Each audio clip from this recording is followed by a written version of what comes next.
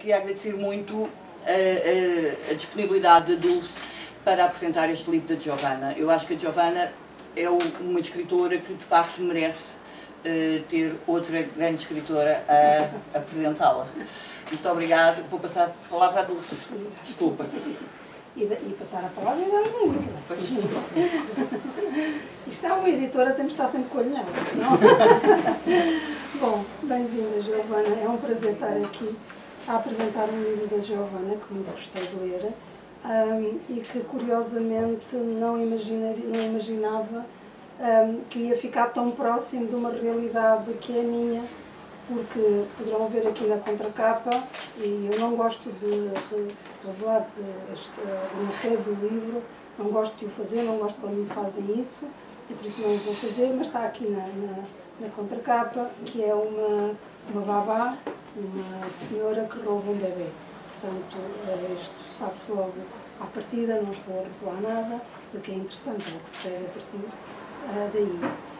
Mas quando a Bárbara me perguntou se eu apresentava o livro, que ainda não tinha o objeto físico, só tinha o PDF, eu estava longe de imaginar que na minha vida depois, isto é muito engraçado, este cruzamento entre a literatura e a vida, eu ia conhecer o resultado da personagem principal do livro, que é a Maju, que é um diminutivo de Maria Júlia.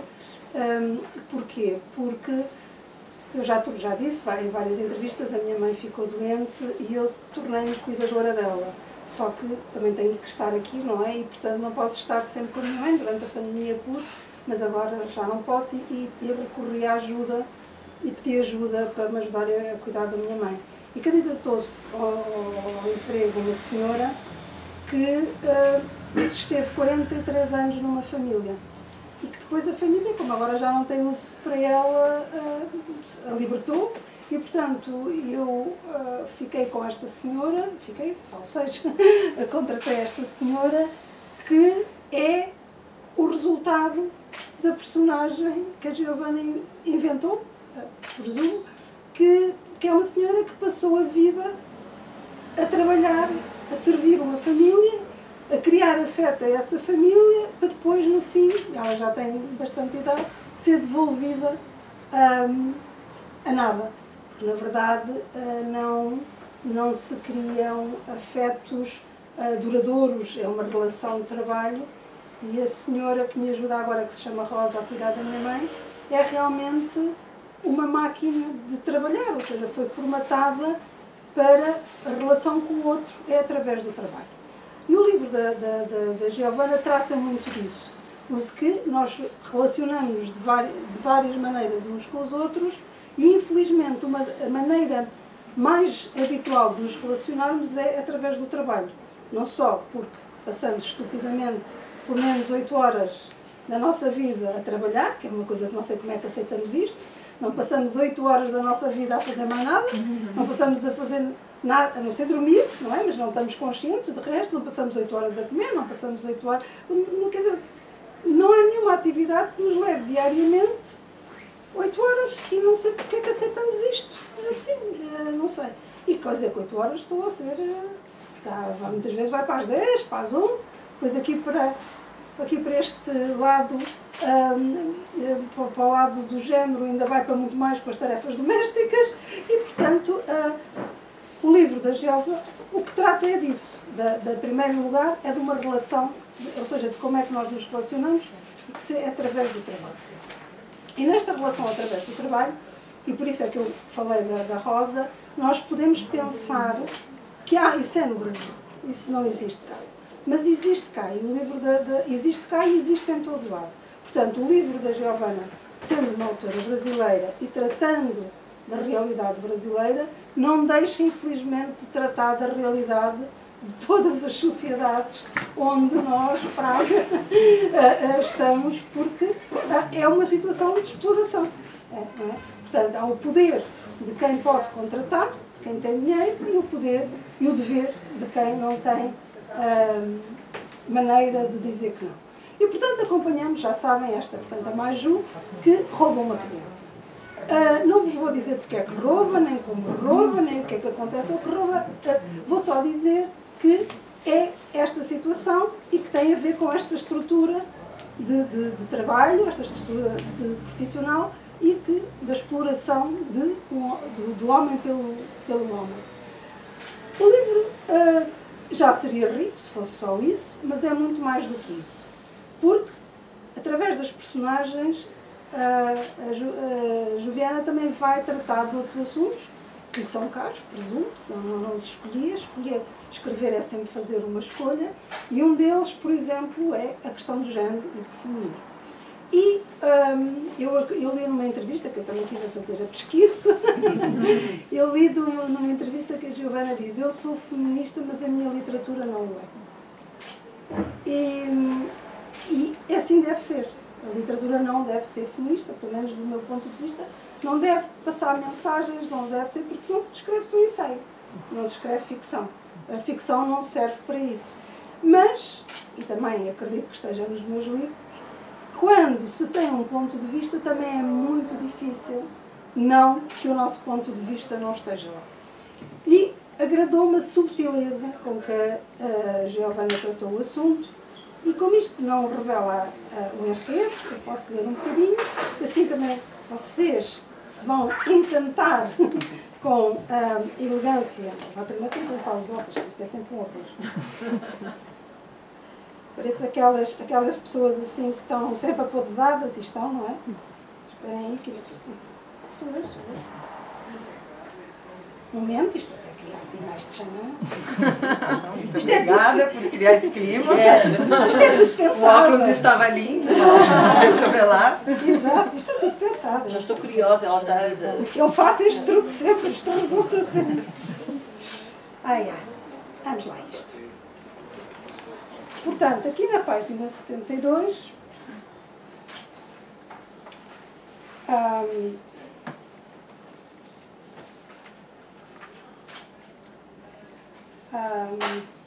aqui na página 72, e vou ler aqui um bocadinho,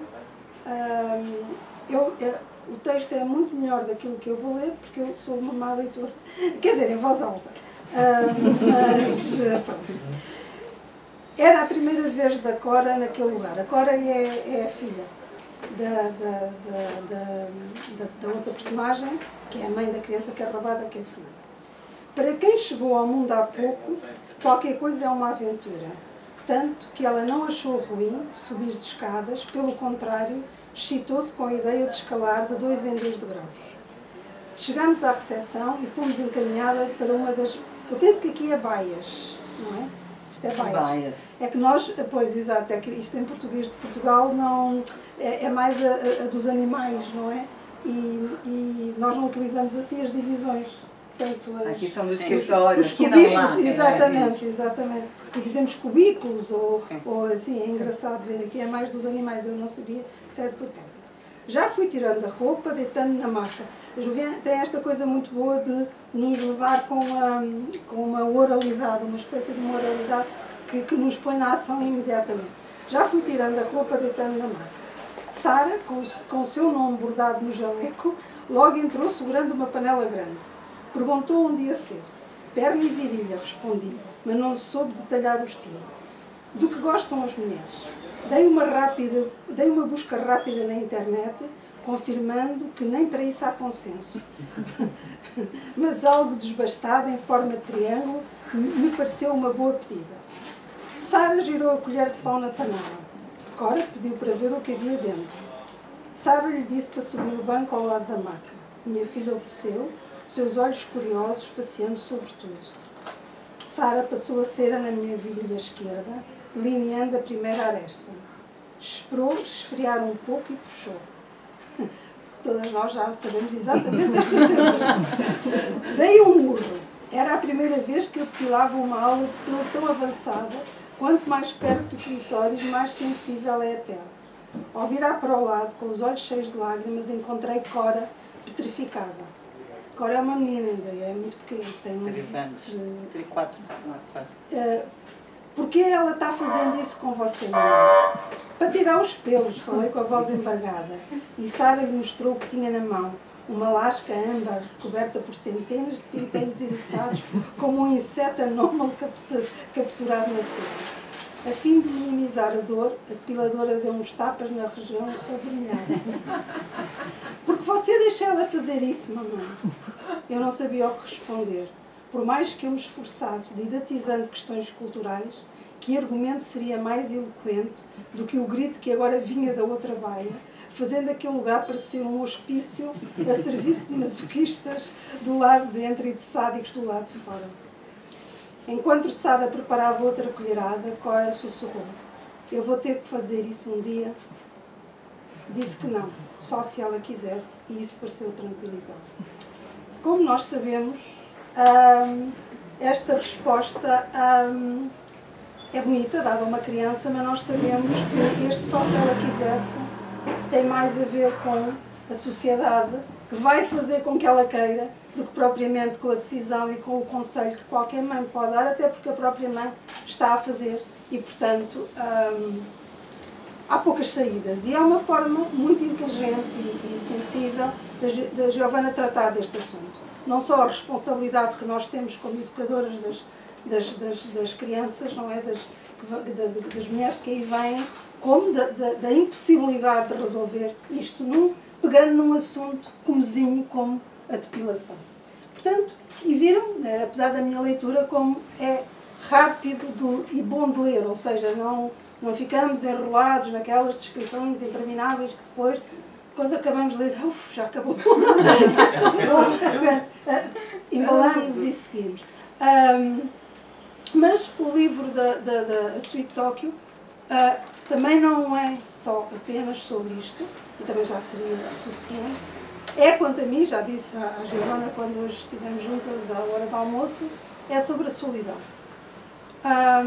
E sobre a solidão de uma maneira não angustiada, naquele sentido de imaginar daquela solidão negativa, de que se fecha em casa, deprimida, etc. Este tipo que nós associamos à solidão rapidamente, mas é de uma solidão que para mim ainda é mais terrível, porque é a solidão acompanhada e é uma solidão funcional, aos alcoólicos funcionais e aos solitários funcionais, porque são aqueles que à partida nem parecem que estão sós.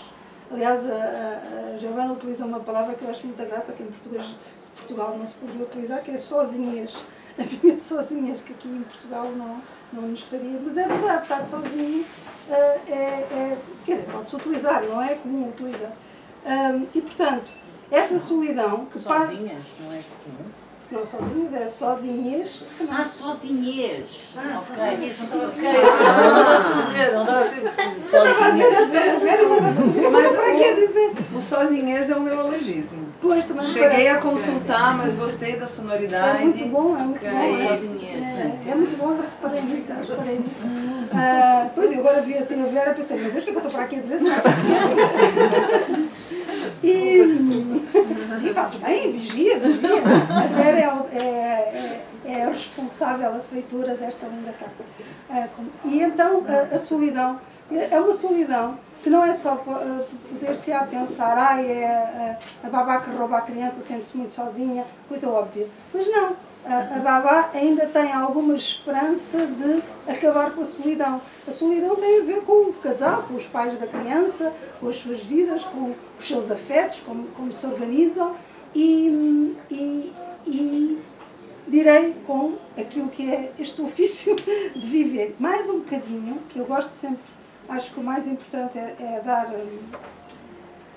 dizer o que a autora, ler o que a autora escreveu e não estar eu a dizer. Então vou ler aqui outro bocadinho que me pareceu muito interessante daquilo que eu quero dizer e explicar.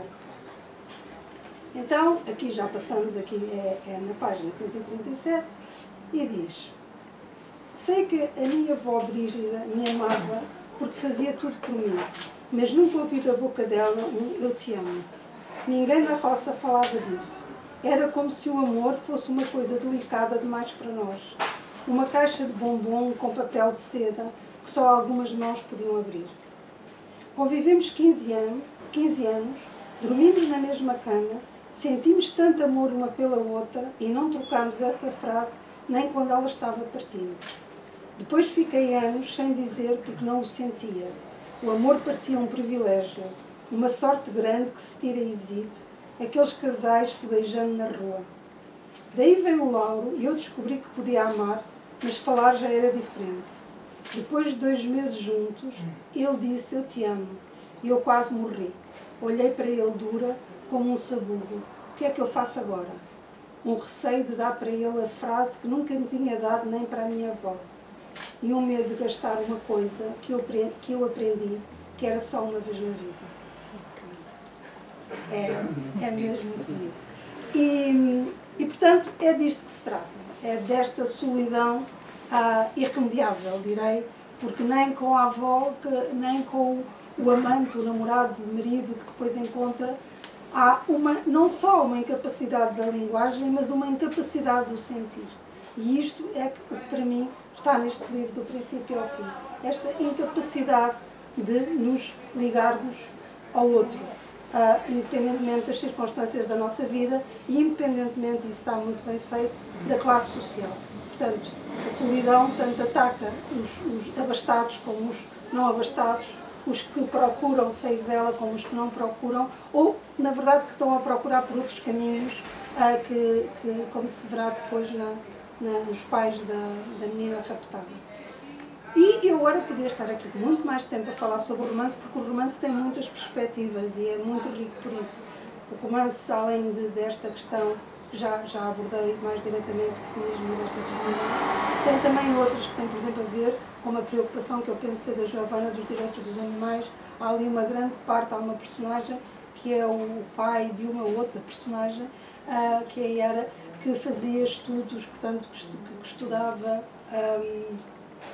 jacarés, e é muito engraçado também, eu também fui ver, e é uma delícia depois ler o português do Brasil, porque nós dizemos jacaré fêmea, eles dizem jacaroa.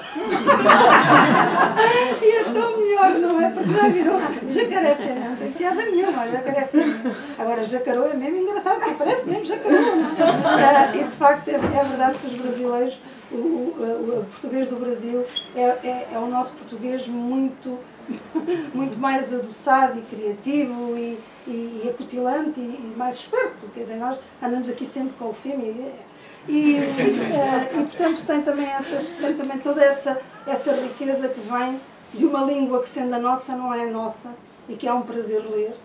E depois, em jeito de concluir, que depois agora quem é ouvir a autora, claro, a dizer o que é que de sua justiça, para concluir, eu direi que este livro é, acima de tudo, sobre a vida, que é como devem ser todos os livros, parece assim um lugar comum, mas na verdade eu acho que é tanto mais literário quando o livro se aproxima da vida, quando nós conseguimos criar um efeito espelho com aquilo que estamos a ler, quando acreditamos, quando nos pomos em causa, quando pensamos isto poderia acontecer comigo ou não poderia acontecer comigo, ou aconteceu com a minha prima, e é quando o livro, parece uma coisa comezinha, mas quando o livro se aproxima tanto da vida que nós o reconhecemos como tal, para mim estamos perante uma obra literária e uma grande obra literária. Só para terminar mais um bocadinho em jeito de conclusão, este outro pedaço que muito gostei e tenho aqui mais sublinhado, mas para não vos sobrecarregar, aqui está, e que acho que faz um bom final para esta conversa. Na vida não temos controle de nada. Na estrada, pelo menos, ele tem, isto é, porque a certa altura há uma personagem que apanha uma boleia. Na estrada, pelo menos, ele tem a ilusão de que controla alguma coisa que está no manche. Nem sei, nesta palavra é nova para mim. Não sei o que é o manche, mas imagino. Ele segue falando que ter que chegar em algum lugar também se dá sentido para a falta de sentido que existe em tudo. Se sua vida fosse todo o dia ao mesmo sofá, com a mesma janela, já teria metido uma bala na cabeça. Penso, como as pessoas são diferentes. Eu, se soubesse que os dias da minha vida iam ser cada um de um jeito, aí é que eu meti uma bala na cabeça. E, portanto, é com isto, com esta diferença e com esta ideia terrível de que podemos sempre meter a tal bola na cabeça, que eu passo a palavra à Giovana para nos redimir deste desespero. Muito obrigada. Eu que agradeço. Olha, primeiro eu quero agradecer a todos e cada um de vocês que estão aqui. Hoje para mim é uma noite muito especial. Me considero uma pessoa de muita sorte, porque esse é o meu terceiro livro, é o meu primeiro livro que está sendo publicado, né, em alguns países, fora do Brasil. Hoje eu me senti tão feliz quando eu fui conhecer a Tinta da China, porque eu namorava essa editora há muitos anos. Nunca nem mais. Aí hoje eu falei para ela, quando eu estava chegando, eu olhei o logo na porta, eu falei, nossa, que delícia estar chegando nesse lugar, né? E trabalhando com pessoas que eu admiro, né? Que enfim, que tem um trabalho maravilhoso e tão cuidadoso, fizeram uma linda edição. E aí eu tive a sorte ainda de ser recebida pela Dulce, que é uma escritora que eu admiro demais, assim, né? Que me emociona ler o que ela escreve. E hoje eu descobri que ela também me emociona muito falando. E ter vocês aqui, eu me sinto acolhida, né? Então vim para um país que não é o meu, como eu falei, é o primeiro lugar, né? Que eu estou lançando fora do Brasil. Então que recepção bonita hoje. Então queria começar só dizendo obrigada a todos vocês. E dizer que eu estou aqui para falar, enfim, vamos conversar sobre o livro, se tiverem perguntas, não sei muito bem por onde começar, qualquer coisa você me cutuca por baixo da mesa, porque ela me falou que não pode estragar muito, entregar muita coisa do final, mas eu falo tudo. Então eu sou perigosa, né? Mas vamos lá. Não pode mesmo falar nada do final, porque de alguma maneira não é só isso que leva as pessoas a ler, mas eu acho que também o saber o que aconteceu faz parte digamos, do interesse da leitura, porque é um livro que vive também dessa dúvida de como é que vamos, como em português de Portugal diz, como é que vamos descalçar esta bota, não é? Como é que o autor descalça essa bota. Talvez fosse interessante, eu gosto sempre de saber dos autores, onde é que eles foram buscar a inspiração, ou seja, com tantas histórias cá para contar, com tantas personagens cá para inventar, porque aquela escolha, o que é que nos agarrou àquela, o que é que fez dizer, é agora sobre isto que eu quero escrever? Eu tenho muitas coisas aí, né, para serem ditas. Eu acho que a primeira coisa para mim, assim, eu tenho uma filha que está com 9 anos agora, e na época que surgiu essa ideia do livro para mim, ela estava pequenininha ainda. Acho que essa situação que eu vou descrever para vocês, ela devia ter 2 anos mais ou menos. E eu moro em São Paulo, né, que é uma cidade enorme, né, muitos milhões de habitantes, longe da minha família, que mora no sul, longe da família do pai da minha filha, né, que mora no Rio de Janeiro.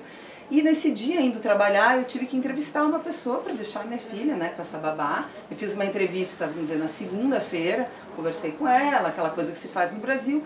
E na terça-feira, eu deixei as duas em casa, e quando eu saí, né, tem aquela frase famosa, é preciso uma aldeia para cuidar de uma criança. Eu sempre vivi nesse lugar sem aldeia para me ajudar a cuidar, e eu fui para o meu trabalho e pensei, caramba, olha só, eu acabei de deixar a minha filha com uma pessoa que eu ainda não conheço direito, né? Esse incômodo, essa pessoa ficou comigo anos, né? E cuidou muito bem da minha filha, era uma pessoa maravilhosa, mas essa perplexidade já com a relação que a gente acaba desenvolvendo nesse momento, com as pessoas que ajudam a gente, com esse momento de impessoalidade e principalmente depois convivendo com outras babás, porque como escritora eu tive o privilégio de poder cuidar bastante da minha filha, nem toda mulher pode fazer isso, né? Porque eu falo, esse é um livro que discute muito a luta de classes, mas que não critica também as mulheres que precisam de ajuda de babá, porque as mulheres precisam, a gente precisa, né? No Brasil a gente tem uma sociedade muito frágil nesse sentido, um serviço social que não tem creche, não tem muita ajuda. Mas voltando um pouquinho para eu não me perder, eu comecei a pensar nessa relação, né? Eu comecei a observar as histórias das babás, porque eu ia para a praça, levava minha filha para brincar, e comecei a ouvir as histórias no Brasil das mulheres que vêm do Nordeste, né, que é uma região mais pobre, ali para São Paulo para trabalhar, e que às vezes elas ficam 5 anos sem ver os filhos, 4 anos, porque é caríssimo viajar. Então a mãe cuida na cidade de origem e elas mandam o dinheiro. E teve uma história que me tocou muito, que está no livro, inclusive, que foi... Olha, agora eu não vou contar o final, mas eu vou estragar algumas coisas que eu não resisto. que foi na época, eu fiquei pensando assim, puxa vida, ninguém enxerga essas mulheres, é o que eu chamo do exército branco, porque elas vestem branco, né, no Brasil, e que eu também chamo do exército invisível, porque são mulheres que carregam o país nas costas, num certo sentido, né, são elas que permitem que as mulheres tenham se emancipado e vão trabalhar fora, que permitem que os homens também trabalhem, que esses casamentos funcionem e são muito pouco reconhecidas, né? Então, por exemplo, o Bolsonaro, antes de se tornar presidente, quando ele era deputado, foi uma pessoa que tentou caçar esses direitos, que votou contra os direitos das empregadas domésticas no Brasil.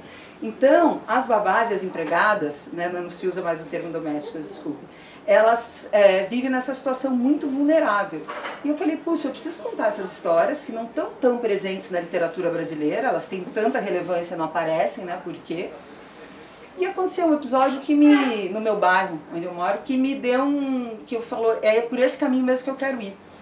Que está aqui nesse livro, essa história, então eu vou contar ela porque ela é episódica, lá no meio, vou estragar um pouco a surpresa. E é um capítulo do livro que quando o livro estava pronto, eu fui dar um manuscrito para alguns amigos escritores lerem, eles falaram, nossa, seu livro é ótimo, muito bom, tudo, mas tem um capítulo, todo crível, dá para acreditar em tudo, mas tem um capítulo aqui que não cola. E era o único capítulo que foi realmente baseado na verdade. Que foi a situação de uma empregada, né, que trabalhava no meu bairro, que não quis contar que estava grávida, porque se contasse que estava grávida, de repente seria mandada embora, e ali cresceu aquela barriga trabalhando, dormindo num quarto dentro da casa, e pariu, quando as pessoas não estavam na casa, dentro da casa sozinha, esse filho que ela deixou numa sacola, né, na frente de um prédio. E o que me chocou, mais ou tão quanto a situação em si, foi que quando isso aconteceu, ela acabou sendo presa, né, foi detida por abandono do bebê, e a sociedade caiu em cima dela, né, as pessoas quase apedrejaram ela na saída da delegacia, e em nenhum momento eu vi a sociedade discutir, os jornais, ninguém perguntar onde estava o pai da criança. Então isso me chocou, né, imagina a dor que a mulher teve para fazer tudo isso, né, e as pessoas ainda estavam criticando ela. Então para mim esse foi o sinal verde, tipo, não, escreve esse livro, porque eu acho que essa história e tantas outras histórias desse universo vale muito a pena ser contada. Então acho que veio daí o pontapé. É a Neide. Falei pra caramba, Dulce, não, é a Neide, não tem mal, porque essa de facto, a mim também me impressionou muito essa história e quando li acreditei que fosse verdade, porque lá está, porque a realidade vai sempre além da ficção. E era difícil imaginar não só a realidade vai além da ficção, como nós recentemente tivemos uma história pública desse género, cá em Portugal, de uma menina que teve um bebê e o abandonou, e foi presa. Sim. Também foi presa, mas entretanto foi solta e absolvida e está com acompanhamento e não sei o quê. Mas quer dizer, é uma história que aqui há uns anos, Sim, eu não vejo grande diferença entre Portugal, neste sentido do livro, do que a Giovana trata, eu não vejo grande diferença entre Portugal e o Brasil. Evidentemente que no Brasil é tudo muito maior, porque é um continente e, portanto, parece assim, mas nós também tivemos, até durante muito tempo, as tais empregadas que traziam, que também se chamavam criadas, que vinham da província. E quem é mais velho lembra-se, portanto eram, olha, a Rosa, não é? Que veio aos 14 anos ou aos 13 trabalhar para uma casa e ali ficavam e não tinham vida. E não tinham vida porque não podiam criar afetos fora daquela família, não podiam namorar.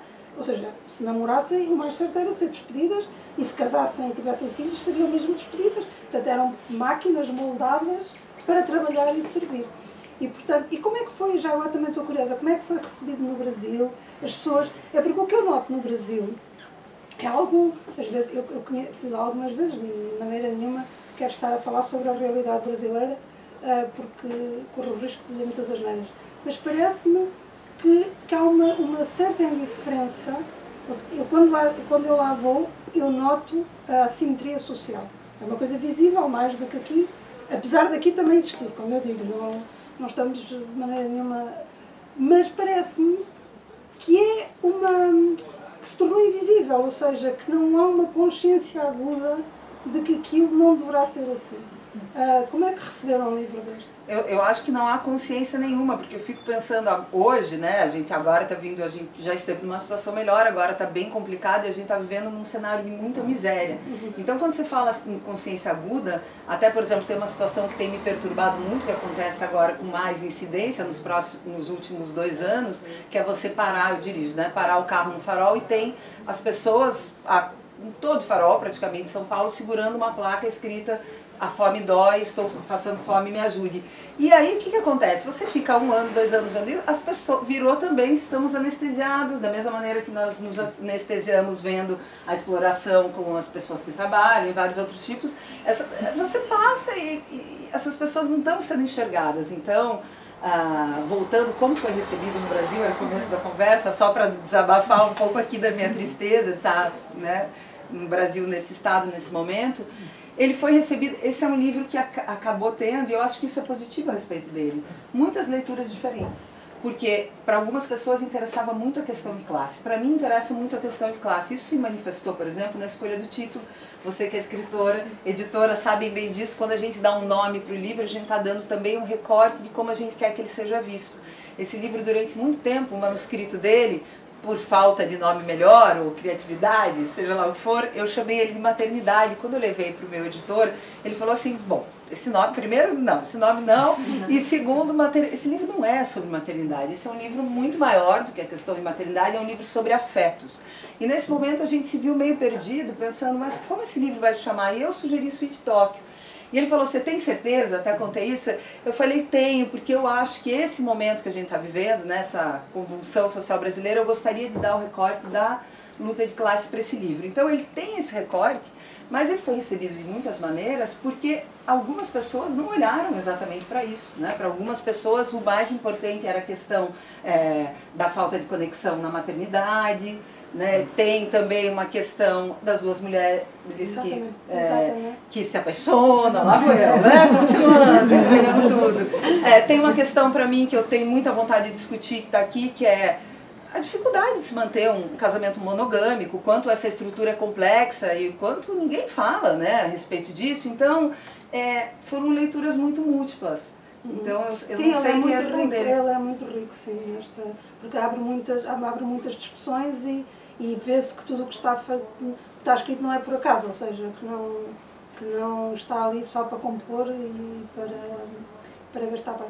Eu não sei se alguém tem perguntas. Se calhar não do livro, que ainda não tiveram a oportunidade de ler, mas vão ler de seguida, estou certa, mas sobre o que temos estado aqui a conversar. Por acaso tenho uma questão,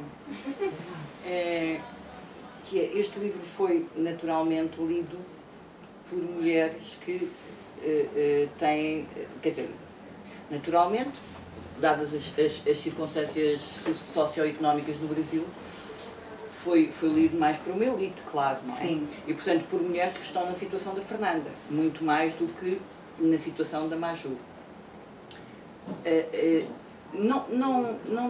Não sentiste que pode, de alguma maneira, ter ajudado a olhar para essas mulheres invisíveis que fazem parte da casa, não é? Que criam os filhos, que vivem lá, que pode ter ajudado estas mulheres executivas a olharem para estas cuidadoras de outra forma, enxergando-as mais, ou seja, se não ajudou de alguma maneira a que elas enxergassem melhor? Eu acho que sim, porque várias delas vieram falar comigo constrangidas e eu mesma escrevi o livro me constrangendo por tudo que eu já vivi, né? Porque eu fui uma criança criada numa casa que tinha uma empregada, eu fui uma mulher que só pôde escrever esse livro porque uma babá me ajudou. Então, assim, eu também, chegou uma hora que eu olhei e falei: nossa, a frase que eu usei algumas vezes, que eu vou repetir para vocês porque eu gosto, é assim: como é que eu estou tratando a mulher que me permite ser tudo aquilo que eu quero, né? E eu acho que, assim, às vezes a gente percebe que não está tendo um olhar tão generoso quanto deveria. Eu acho que muitas pessoas se questionaram, eu percebi um constrangimento muito grande, né, das pessoas que vieram falar comigo. Agora, o que é muito triste é que, assim, babás, pouquíssimas. Pois era isso que eu ia perguntar: quantas babás terão lido este livro? As que estão muito próximas de mim, porque eu dei e conversei a respeito, mas assim, não teve não teve ninguém que se aproximou de mim, que eu não conhecesse, que fosse babá e que viesse me trazer uma opinião a respeito, né? Então... Não leem, porque lhes está vedado e, portanto, por isso é que é impossível a passagem, não é? É impossível. É muito triste, né, esse aspecto. É muito triste mesmo. É muito triste e o mais triste é quando parece que ainda há um retrocesso naquilo que se vinha conquistando. Portanto, parece que agora, em termos políticos, o Brasil, parece não, o Brasil está a regredir e, portanto, e mesmo eu consigo perceber que os brasileiros, as famílias brasileiras abastadas que vieram para Portugal, alguns já começam a replicar. Eu, pelo menos, agora por causa da minha mãe, mudei-me para Cascais e pela primeira vez vi uma coisa no Pardão que penso ser da realidade brasileira, que são as tais senhoras fardadas com a vestidas de branco. Exato. A questão de porque é que elas vestem de branco. Pois é. Eu fiz essa pergunta lá no Rio. Porquê é que elas vestem de branco? Porquê é que os uniformes? Porque são limpas. Porque, assim, mas sim.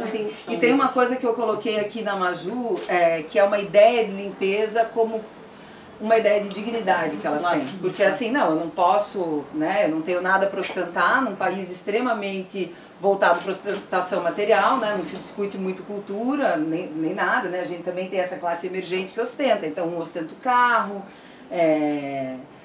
até agora eu lembrei de uma coisa que não tem nada a ver, mas eu vou comentar que é muito interessante. Eu tenho uma amiga que tem que cuida de uma ONG para crianças que foram abandonadas e reencaminha para os lares. Ela estava me contando esses dias, ela falou: Giovana, é muito curioso, porque a classe baixa no Brasil, às vezes a pessoa nem queria ter filho a princípio, mas as mulheres da classe mais baixa sentem que elas não podem ter um super emprego, o carro, a casa própria, isso e aquilo, mas engravidar, como as outras mulheres de qualquer classe social, elas podem. Então elas acabam tendo um filho, às vezes, que nem... Porque não, isso eu posso fazer. Agora me perdi porque eu fui contar essa história. E o branco, eu coloquei isso num certo sentido, porque sempre me chamou a atenção dessas mulheres falarem muito: não, mas a minha casa é limpa, mas eu sou limpa. Se incomodarem até. Tinha uma moça que trabalhava fazendo a faxina na minha casa com a minha sujeira, do tipo, você não está sendo digno. Então, assim, é o que elas têm ali para mostrar. Eu acho que é uma questão de poder. Sim. Ou seja, é o poder que têm em relação aos outros.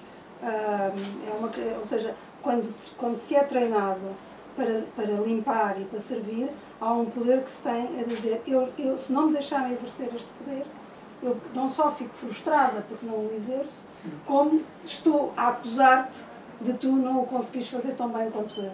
E a questão das fardas brancas, isso eu estive em Angola e havia o mesmo problema. Quando tu compras quando estás a escolher chão para uma casa, tu não queres chão branco porque sabes que se nota tudo. E portanto ali é exatamente o contrário, tu queres a farda que se note tudo quando há ali uma manchinha, para poderes acusar, para poderes reprimir, para poderes castigar. Portanto, tem a ver com isso e com uma ideia de pureza. Portanto, é também, ou seja, porque as babás, este tipo de pessoas, não são bem pessoas. Elas, por exemplo, uma coisa também que está muito bem no livro, e também não estamos aqui, é a visita íntima, que é de uma crueldade. Ou seja, a certa altura, a personagem, a mãe, que vai trabalhar mais e vai ganhar mais e, portanto, precisa que a babá fique mais tempo em casa. Que normalmente acontece assim. E então, como a babá estava tentando ter uma vida amorosa, ainda que tenha sido tenha sido breve, o que é que elas arranjaram? A visita íntima. E a visita íntima era só a visita no período da fertilidade para ver se a babá engravidava. Quer dizer, é uma crueldade, mas eu sei que é verdadeiro, eu sei que se faz isto. Porque, na verdade, quando se está numa estrutura em que se tem quase um poder infinito sobre o outro, a certa altura perde-se a razoabilidade. Ou seja, começa-se a achar que tudo é admissível. Até isto, até dar a uma pessoa só uma folga no seu período de fertilidade. Portanto, quer dizer, começa-se a achar que é admissível e a própria pessoa também.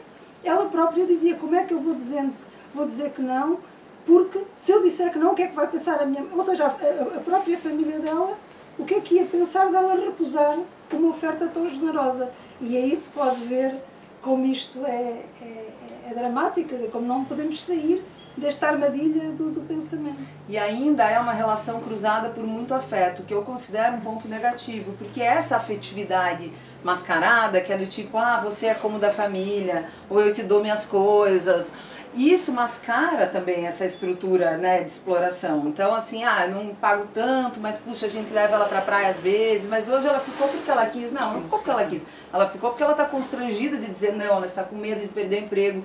Então, essa coisa, e eu acho que isso existe muito no Brasil, né, porque no Brasil as relações são super movidas por esse calor, que às vezes também mascara muito desse sistema de exploração. Sim, sim, eu acho que o livro também é uma boa tese e isso é bom, porque apesar de estar os outros problemas em fundo, percebe-se que o problema urgente a ser resolvido é a luta de classe, ou seja, e acho que a esquerda, neste caso, está a falhar porque estamos cada vez a dividir-nos mais em questões e questões e questões, algumas que não têm a minha simpatia de todo, porque já acho que é um privilégio de gente que está bem alimentada, bem aquecida, com casas confortáveis, etc. E, e perdemos o foco naquilo que é essencial, que é dar condições dignas a cada um de nós. Portanto, e estamos muito afastados disso e o livro também toca muito bem nisso. E tenho muita pena que não seja só verdade no Brasil, mas tenho a certeza que em todos os países em que o livro vai ser lido. Porque, infelizmente, essa luta está quase por fazer em todos os países, sendo que nós, deste lado do mundo, estamos mais protegidos com os direitos sociais, etc. Por enquanto. Tenho outra pergunta. Sobre os leitores, as reações dos leitores. Como é que os homens reagiram a este livro? Ou seja, por exemplo, a Dulce, o último livro da Dulce, a Eliette, é um livro muito feminino nesse aspecto. A personagem é uma mulher e todo o universo é feminino. E foi muito engraçado porque vários amigos meus, homens, leram o livro e disseram, eu sou Eliette. Ou seja, identificaram-se, disseram, não, eu sou Eliette. Vários. E eu achei aquilo muito curioso. Como assim tu és Eliette? Eu fiquei curiosa também com a Sweet Tokyo, como é que os homens reagiram a este livro? Ou seja, entraram no livro, é uma coisa que... Não, entraram, não se falaram em nenhum papel, até porque acho que eles não... O homem que tem nessa história, acho que eles não querem ser, né? Porque ele é um homem que as pessoas até falam, esse cara não é legal. Eu sou muito generosa com os meus personagens, eu até falo, olha, porque eu vi... Tem essa mulher que trabalha muito, né? Que por isso também um dos motivos que ela não consegue se conectar muito bem com a filha, ela está muito voltada ao trabalho. Eu acho que não é só o trabalho, ela não conseguiu fazer uma conexão, né? Porque eu sempre falo, quando você tem um filho, não basta você parir esse filho, você precisa adotar depois. E às vezes você adota o seu filho no primeiro mês, às vezes demora 6 meses, 2 anos. Mulheres que passam uma vida sem conseguir adotar o filho, sem conseguir se conectar.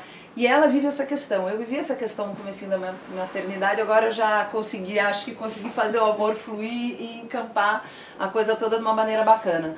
Mas a Fernanda é essa personagem muito forte, né, desconectada dessa filha, e ela que trabalha, ela que sustenta a casa. E eu pensei isso, me interessou muito fazer um homem, e eu acho isso muito bacana no Kaká, embora os homens daí não queiram se identificar com ele, que é um cara que não tem essa força que nós achamos que é uma força masculina, porque não é, ela é uma força, obviamente, de todo ser humano, de trabalho. O Kaká gosta muito de cuidar, então ele é aquele cara que cuida da casa, sabe, que gosta de arrumar decoração, que consegue se conectar com a filha, ele é muito mais mãe do que ela, então me interessou mesmo fazer esse embaralhamento de papéis e trazer esse personagem. E aí o que acontece? Os homens não querem ser o Kaká. Isso é estranho, não é? Mas ao mesmo tempo é estranho. Poderiam, sim. Por que não? E as mulheres também não se sentem muito ali, porque a mulher também agora também quer se colocar num outro lugar, né? Então, os homens não se identificaram muito com ninguém, talvez com o jacaré. Com o jacaroa. Com a jacaroa, exatamente. Eu tenho uma pergunta. Giovana, você tomou uma decisão de estrutura de ter 2 personagens principais, basicamente, né? A Fernanda e a Maju, que, consequentemente, acabou fazendo com que você tivesse 2 linguagens diferentes, porque são mulheres de mundos diferentes. Como que foi para você esse trabalho de adequação a esses 2 universos que muitas vezes são muito conflitantes. Olha, eu acho que, para mim, assim, do que eu estou sentindo, né, do que eu venho escrevendo, é muito bom que todo livro traz um desafio. Se eu vou começar um livro novo, agora estou começando outro, se ele não me desafiar em algum ponto, acho que eu não quero escrever o livro. E o grande desafio do Sweet Talk, para mim, talvez o principal, era conseguir ter essas duas vozes, né, em primeira pessoa. Por que eu queria? Porque às vezes as pessoas falavam, então a Maju é um pouquinho mais distante, né, do teu universo, você tem uma situação um pouco mais parecida com a Fernanda, então você narra essa em primeira, a outra em terceira, porque você vai se incomodar, você não precisa narrar as duas em primeira pessoa, mas eu queria muito uma situação de equidade para as duas, assim, eu queria que a gente tivesse acesso ao mesmo universo subjetivo das duas, colocar as duas totalmente em pé de igualdade, tanto que esses capítulos que tem as duas narradoras, eles são alternados, é o mesmo número de capítulos, eu pirei até tomar o cuidado de ter praticamente o mesmo número de páginas, porque eu não queria, eu aprendi um termo hoje aqui em Portugal, puxar a brasa da sardinha para ninguém. Então, mas foi um desafio, né? Porque a voz da Fernanda ser um pouco mais num certo piloto automático, porque é uma voz muito parecida já com a minha própria voz narrativa, e eu deixei que fosse. E eu pensei, puxa, eu quero ter um livro, essas vozes precisam estar distintas a ponto do leitor abrir numa página e saber quem está falando. Né? Eu precisava contar com isso. E foi um trabalho, escrever o livro em si, depois que eu achei essas duas vozes, não foi tão complicado. O grande trabalho, que deve ter demorado mais ou menos cerca de 6 meses, foi firmar bem essas duas vozes. E aí, assim, eu fiz tudo que é tipo de coisa, desde criar uma sintaxe, um vocabulário para cada uma, né? Por exemplo, a Maju vai usar mais vírgulas porque ela é uma pessoa mais angustiada, então eu quero dar para ela uma linguagem mais sôfrega. A outra tem mais pontos, né? E tudo, o vocabulário dela, se uma fala trepar, uma coisa mais assim, a outra fala fazer amor, é teu, é seu. E não, isso eu colei na minha parede, né, todas essas palavras e toda essa... E eu achei que seria muito importante para eu conseguir, vamos dizer assim, entrar dentro da Maju e escrever essa voz com propriedade, que eu conhecesse muito o passado dela. Então chegou num ponto que eu resolvi ir para um lugar que não precisava entrar dentro do livro, que é o lugar onde essa mulher nasceu, no interior do Paraná. E eu... uma vez li que existiam fazendas, né? Achei lindo isso, fazendas de bichos da seda, e que as lagartas, enquanto elas mastigam as folhas, né, para fazer a seda, elas fazem um barulho igual da chuva. Isso me marcou, achei isso tão lindo. E fiquei pensando nas lagartas, nos casulos, e pensando que depois essa mulher iria tão longe para arrumar um emprego em São Paulo, para morar dentro de um casulinho, numa janelinha, num prédio, né, que é que nem um grande casulo urbano. E aí, né, eu falei pro meu marido, pro meu companheiro, eu falei, eu vou fazer essa viagem de ônibus pro interior de Maringá, conhecer uma fazenda de bicho da seda. Ah não, mas você não precisa fazer isso, dá um Google, né? Dá um Google. Mas não, eu resolvi ir até lá. E por que eu estou falando isso? Porque no momento que eu fui buscar um passado para essa mulher, né, então não só... Tem coisas que eu pensei, imaginei para ela que nem entraram no livro, mas na hora que eu fui até esse lugar, que eu olhei onde essa mulher moraria, que eu imaginei que eles colocaram as lagartas na minha mão, e eu pensei, nossa, na infância ela deveria adorar pegar essas lagartas. Trouxe as lagartas para minha casa, numa caixa de sapatos, tive que passar no detector de metais e me falaram, o que é isso? Criei essas lagartas durante um tempo. Então, estou contando isso porque assim, é uma busca tão grande de você conhecer quem é o seu narrador, o seu personagem, que chega um ponto que a voz vem muito automática.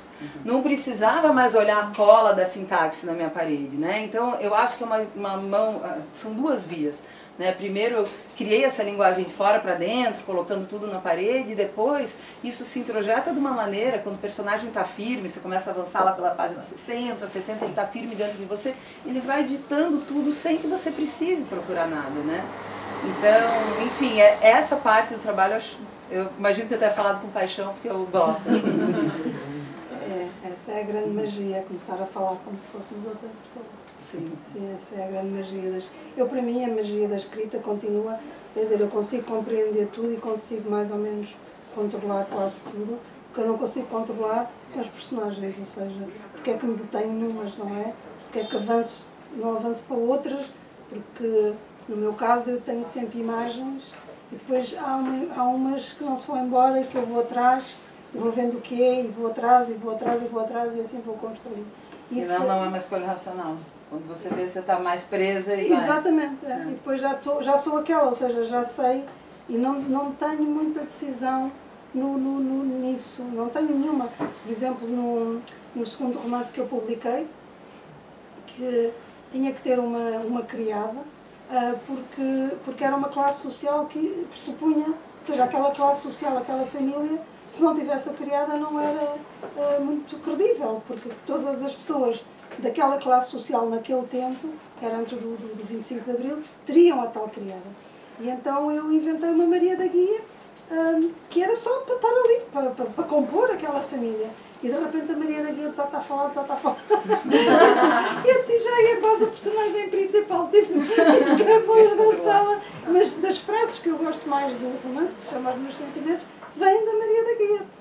Porque realmente ela, eu penso cá para mim, se calhar sinto mais à vontade nesse registro, mas a verdade é que ela foi tomando conta, e foi um problema contê-la. Portanto, compreendo perfeitamente o que está a dizer, nesse sentido de a certa altura já não ser preciso tomar atenção à pesquisa eventual. E é muito bacana você falar isso, porque esse mesmo mistério que te seduz e pelo jeito te leva na direção do personagem, a gente sempre lendo os seus livros. Porque também é tipo, nossa, esse personagem, eu preciso descobrir quem é essa figura tão intrigante. Sim. Eu, assim, o grande fascínio para mim da escrita são os personagens. E gosto, e mesmo que não... Há personagens que mesmo que eu nunca venha a escrever sobre elas, continuam comigo na minha cabeça, eu vou pensando antes de dormir, um dia chega teu dia, personagem, um dia você chega lá. Um limbo de personagem. Bem, eu acho que há mais alguma questão? Sim. Queria saber o que estão a escrever as duas, um pouco de curiosa, porque já li o Eliette e já li o Sweet Talk também, leio muito as duas, mas o que estão a escrever, o que podemos esperar? Vou começar já.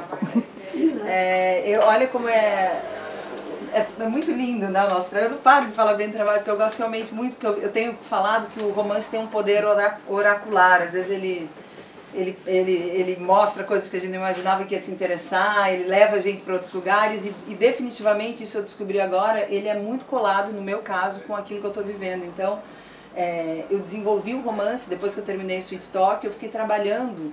Eu tenho essa minha parede, né, que eu colo as coisas, eu fiz viagens, eu trabalhei na preparação de um outro romance durante um ano. Entrevistei pessoas, eu sou formada em jornalismo, então até hoje para compor os personagens, às vezes eu gosto de ir para os lugares, entrevistar, então eu fiz uma pesquisa enorme para escrever um livro. E há uns 3, 4 meses eu fui impactada por uma questão pessoal muito forte, muito difícil, triste. E eu falei, não, mas eu vou continuar escrevendo aquele livro, porque aquele livro é bom, todo mundo já falou que é aquilo que eu tenho que fazer, mas eu não consegui. Eu falei, não é a hora de eu escrever esse romance, eu preciso estar com o meu coração naquilo que eu estou escrevendo. Então eu botei tudo aquilo na gaveta, naquele lugar, junto com aqueles personagens, e estou começando agora a estruturação de um novo romance, que já está bem organizadinho, mais ou menos para onde eu vou, então eu acho que agora é um trabalho, não sei, de 2, 3 anos, embora seja sempre bastante imprevisível, né, dizer isso. Olha, Vara, à espera da minha resposta.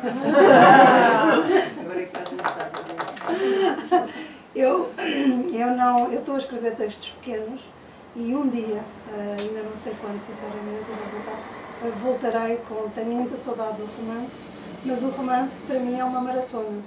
Enquanto os textos pequenos eu consigo controlar e consigo ter disponibilidade, e mesmo que esteja cansada, exausta, consigo sempre arranjar ali um bocadinho de energia que vou lá. O romance não. O romance exige tudo de mim, mas de uma maneira que me esgota fisicamente. Eu tenho poucos romances publicados, para o tempo que eu já publico. Normalmente os autores já têm, não sei, há autores que publicam um romance por ano. Eu acho que já estava morta, de certeza. Já tinha morrido, já não havia nem romancista. Porque eu sou muito lenta. E preciso não só de um tempo de maturação para sentir as personagens e para as conhecer e para ir com elas, como para pensar, como para rever.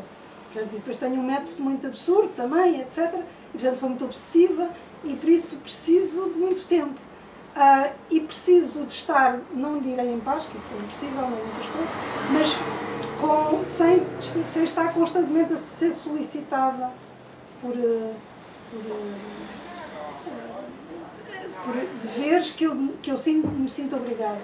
E neste caso, na minha vida pessoal, eu tenho um bocadinho esse problema, de ainda não ter conseguido criar uma estrutura que eu me possa libertar e dizer, agora estou aqui a escrever e pronto. Porque eu não consigo ter esta ideia, e eu sei que se calhar é um defeito meu, mas é assim que eu sou e é assim que funciona, de dizer, olha, acabou-se tudo, vocês podem morrer todos, que eu agora estou aqui a criar, porque isto é mais... Não consigo, portanto, para mim, gosto muito de escrever, tenho muita saudade do romance, mas os meus afetos e os meus deveres, isso estão em primeiro lugar. Isso é parceiro. Mas eu acho que esse é o sonho de todo escritor, é muito curioso, porque eu vivo sonhando com esse idílio, quando finalmente estiver sozinha, numa cabana, não sei aonde, eu vou conseguir escrever muito. E às vezes, no desespero, precisando, e já com prazos para entregar uma hora esse romance, que a coisa precisava caminhar, eu finalmente consegui uns dias e fui para aquele lugar isolado. E aí quando eu chego lá, que é aquela coisa que eu mais sonhei, é tipo, nossa, que vazio, que saudade do cachorro correndo, das meias voando pela casa. Então Pois é curioso. Mas eu preciso mesmo, talvez porque a única coisa que eu preciso mesmo para escrever seja o silêncio. Eu não preciso, eu até gosto de escrever assim virada para uma parede, não preciso assim de nada para autores que precisam de ver o mar ou de música. Eu não preciso de nada, mas a única coisa que eu preciso mesmo é do silêncio. Basta qualquer coisa e eu começo a desconcentrar. E é por causa disso mesmo. Eu tenho uma última questão. Já li o Sweet Talk, Giovana, e gostei muito. E é um livro bastante visual, a gente consegue enxergar muito bem tudo que acontece. E a minha pergunta é se há algum desejo, intenção ou projeto que isso se torne, se desdobre para um audiovisual, para uma série, um filme. Já foi vendido para cinema, os direitos, né? O meu livro anterior também, Tudo Pode Ser Roubado. Mas é muito difícil falar porque é super imprevisível, né? Sim. Tem as leis e tudo isso aquilo, então, mas está num processo bem acelerado. Eu acho que logo a gente vai ter um filme. E o Sweet Tóquio, a ideia é que seja um filme mesmo. A gente achou lá, pensou bem, que é uma estrutura mais funcionaria para longa. E o Tudo Pode Ser Roubado, uma série. Legal. Que bom. Vocês têm isso lá bem oleado. Sim. Em produção de cinema, Isso é nós bom. cá não é assim. É mais difícil, mas pronto. Somos mais pequeninos e tal. Mas leem bastante. Tá tudo certo. Alguns de nós, sim. Bem, então, Todas as curiosidades. Se a escrita do livro, do romance, de alguma maneira pôde apontar para alguma esperança em termos sociais, alguma solução, entre aspas ou sem aspas, que atenuasse o desnível social no Brasil. E outra coisa que não sei, aqui em Portugal também tivemos isso, como a Dulce dizia, não era babás, criadas, o que fosse, e que havia de alguma maneira uma promiscuidade entre lá está o papel dos homens e as criadas, que basicamente faziam os filhos. E portanto, de alguma maneira, até não sei se isso terá contribuído para os bater, para quando veio o 25 de Abril, facilmente ter desaparecido essas duas classes sociais. No Brasil é assim, os patrões engravidam as babás, ou é um universo completamente separado? Olha, eu estou com essa cara porque falando português de Portugal com máscara, para mim é mais ou menos como grego. Eu traduzo. Eu não entendi o Eu não filme sei final. palavra É de duas coisas. É Desculpe. se no Brasil, ao escrever este livro, alguma ideia, conseguiu alguma ideia de, não de redenção, mas de solução deste problema, desta desigualdade social no Brasil, e a outra é se aqui em Portugal, e o Luís tem razão, uma das razões porque deixou de haver criadas era porque... Sim, mas tens razão, será isso. Uma das razões é porque muitas vezes os patrões metiam-se com as criadas e engravidavam-nos e, portanto, ficavam os bastardos, que depois as donas da casa tinham que se confrontar com os bastardos, porque eram normalmente... Porque os patrões protegiam também essas crianças. E às vezes eles eram muito já não seriam parecidos. babás, já seriam outra coisa. Até os padres, olha, o padre da aldeia da minha mãe tinha não sei quantos filhos nem para ela. É verdade, eram iguais ao padre. É verdade. Lá não.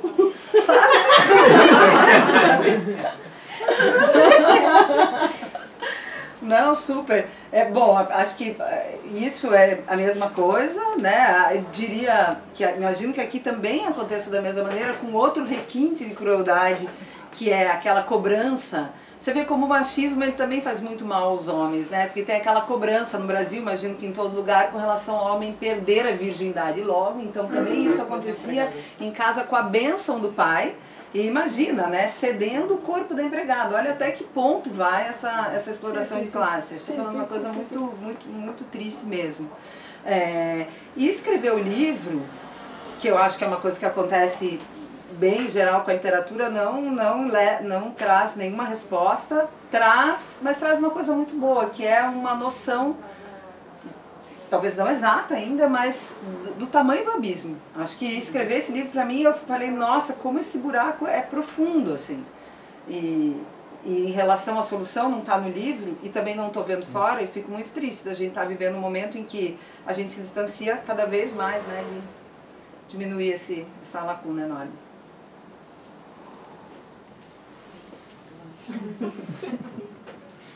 Bem, não havendo mais questões, Giovanna vai assinar livros, porque eu sou editora que explora autores.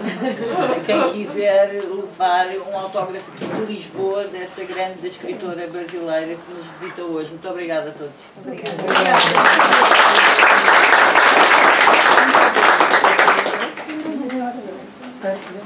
Espero no Brasil com essa reserva. Vou só ao banheiro e daí volto para... Já estarei com você. Sim. Com certeza, será um prazer. Esse eu ainda não li. Mas digo que essa é a minha preferida. No país todo. Sério, eu digo isso.